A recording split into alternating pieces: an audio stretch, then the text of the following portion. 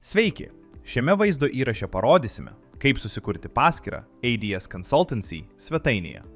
Pirmiausia, viršutinėme svetainės meniu spustelėkite skirtuką Mano paskyra. Būsite nukreipti į prisijungimo puslapį nuolatiniams klientams. Norėdami užsiregistruoti, spustelėkite mygtuką Registruokitės, kad išsaugotumėte savo duomenis.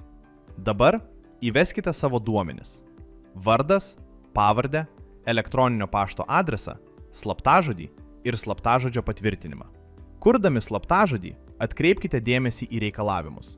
Jis turi būti netrumpesnis nei 12 simbolių, turėti didžiasias ir mažasias raides.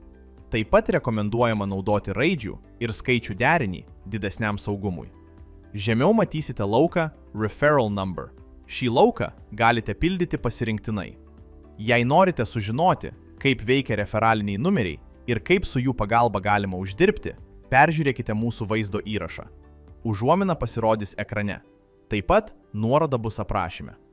Toliau patvirtinkite, kad nesate robotas, pažymėkite sutikimą su naudojimo sąlygomis ir privatumo politiką ir spustelėkite mygtuką Sukurti.